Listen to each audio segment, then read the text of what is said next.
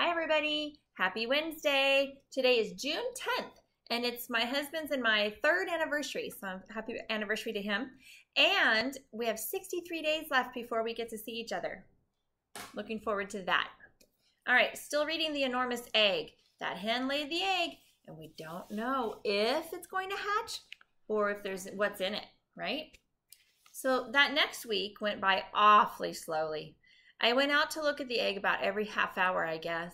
After what Dr. Zemer had said about the egg maybe hatching, I was getting pretty anxious to see what was going to happen. But every time I looked in the nest, the egg was just lying there, just as it had for a month and a half. The hen was beginning to look kind of bored, too, as if she didn't really care anymore whether that old thing hatched out or not. That was a bad sign, because this was no time to quit just when the end was in sight. If the hen had walked off the job now, I think I would have sat on that egg myself. Well, Saturday came around at last, but no news from the egg. I'd been out to see it so many times that morning that Mom said, "A watched pot never boils, Nate." I never could figure out how grown-ups could be so patient about things all the time. We were having dinner, and I could hardly sit still.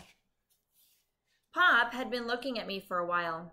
"You know, Nate," he said, "you don't want to get your heart set on this thing too much. If you get too eager about it, you're going to be awfully hard hit if that old thing doesn't hatch. I kind of suspect we're running on borrowed time anyway, because I never heard of an egg that took more than 5 weeks. But Dr. Zemer said it might hatch within a week." "And who is Dr. Zemer?" Mom wanted to know. "Just because he's a doctor doesn't mean he knows anything and knows everything. Why, a city doctor like him probably doesn't know the first thing about poultry." "That's right, Nate," Pop said. "He's probably a big eye, ear, nose, and throat man from New York or Philadelphia. Chances are he's a specialist on the inner ear or something like that, and he hasn't been called to look at a sick egg since he was in medical school." Cynthia giggled. "I can just see him asking the egg to stick out its tongue and say, 'ah.'" I didn't see anything very funny. After all, if you've taken care of something for all that time, you don't feel too much like joking about it.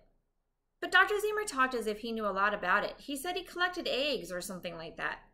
"Yeah, so do we," Pop said. "We collect them twice a day."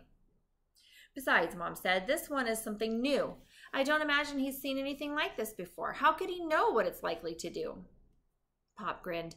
"Don't know that you could call a 6-week egg exactly new, except compared to a dinosaur egg, perhaps. Maybe Dr. Zemer collects dinosaur eggs." "Now, Walt, don't be ridiculous," Mom said. "Just stop talking, everybody, and finish up. I've got a berry pie for dessert. They're the blueberries that Cynthia picked Thursday up in Thompson's meadow." She went over to the stove and brought the pie out of the oven. She put the breadboard down on the table and set the pie down on it. A little shiny trickle of blueberry juice had leaked out through the hole in the crust, and you could just see that good, warm smell coming out. "Dinosaurs indeed," Mom said. We didn't say much until after the pie was all gone. After dinner, I went out to look at the egg again, but nothing doing. Nothing doing at supper time either, or at bedtime. In the evening, Pop talked a lot about going camping in Franconia Notch.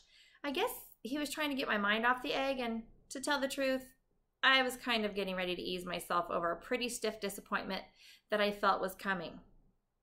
When I went upstairs to bed, I tried to persuade myself that it wouldn't have been so much even if the egg had hatched out. Perhaps like triplet chicks or something, like three chicks in one egg. And they probably wouldn't have lived anyway. In the morning, I crawled out of bed feeling pretty gloomy about things. I was trying to fasten my mind on the camping trip so that I wouldn't think about the egg anymore. I went down to the cellar and got old Ezekiel out of his box. As usual, he flapped his wings and clawed around a lot, and I stumbled up the cellar stairs with his wing feathers in my face. I tripped over a bucket and mop that somebody had left at the top of the stairs, and Ezekiel got loose, and he made a couple of trips around the kitchen before I could herd him out the door. By the time I got him out to the chicken yard, I was about ready to give up everything that had anything to do with chickens or eggs or anything like that. And that's probably why I didn't notice anything different at first. I just went over to the nest and I put a little grain down for that poor old hen, and I started to turn away when I realized all at once something had changed. The hen wasn't sitting on the nest anymore. She was walking back and forth with a kind of wild look in her eye. And every time she came near the nest, she gave a little hop and she fluttered away again. I bent down to look in the nest, and wow, there was something in there, and it was alive. It was moving around. I thought at first that it was a rat or something that had busted the egg and eaten it. But after I got a good look, I could see it wasn't any rat. It was about the size of a squirrel, but it didn't have any hair. And its head, well, I couldn't believe my eyes when I saw it. It didn't look like anything I had ever seen before. It had 3 little knobs sticking out of its head and a sort of a collar up over its neck. It was a lizardy-looking critter, and it kept moving its thick tail slowly back and forth in the nest. The poor hen was looking pretty upset. I guess she hadn't expected anything like this, and neither had I. Do you want to see what it looks like? Can you make any guesses what this is?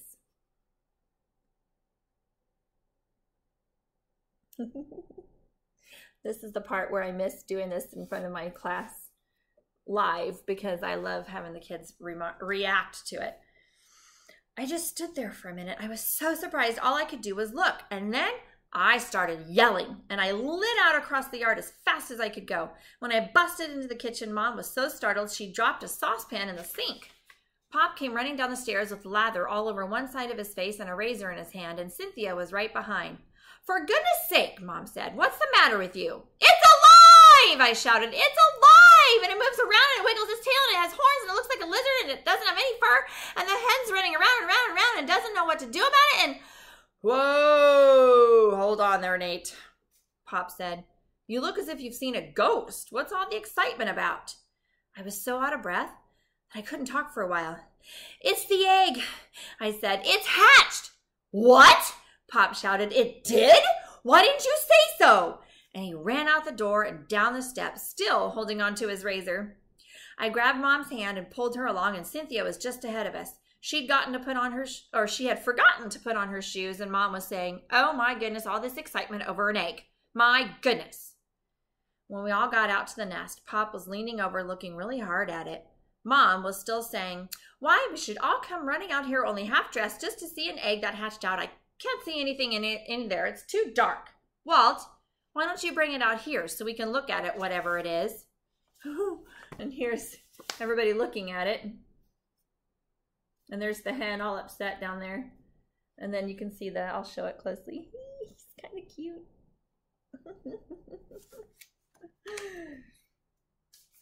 Pop was still leaning over, staring at that thing in the nest, and all he said was, "By Jean," under his breath, sort of.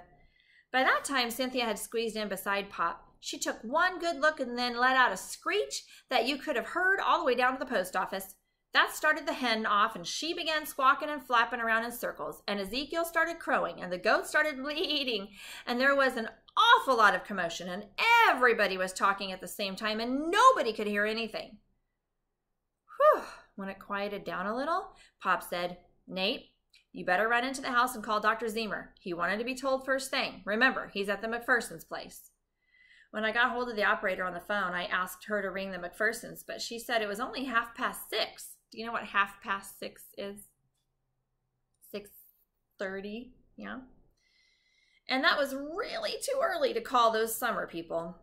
Yeah, because I wouldn't be up. "Are you sure you can't wait till later?" Mrs. Beebe wanted to know. She's the operator. She knows just about everybody in town by their voices. "Well, it's sort of an emergency," I told her. "It's for Dr. Zemer. He's staying at the McPhersons, and he told me to call him the minute the egg hatched." And, "Oh, did your egg hatch, Nate?" said Mrs. Beebe. "Well, now, isn't that nice? What was in it?" "Oh, gosh, Mrs. Beebe, it's really strange, but you better ring the McPhersons because Dr. Zemer wanted me to call him right away, just as soon as the egg hatched." "All right, Nate, I'll ring their number, but those folks come from Washington. They don't hardly ever get up this early down there." I could hear her ring the number, and it rang and rang and rang for quite a while before anybody answered. Finally, somebody picked up the receiver and said, "Hello," in a kind of husky voice. "Can I speak to Dr. Zemer?" I said. "Dr. Zemer? He's sleeping. Who is this, anyway?" the voice said. "Oh, this is Nate Twitchell. Dr. Zemer said to call him right away when the egg hatched, no matter what time it was. When the egg hatched? What are you talking about? Well, I explained, we have this egg up here, and Dr. Zemer wanted to see what was in it when it hatched, and it has. He acted like it was pretty important. He said he collected eggs. Oh, the voice said.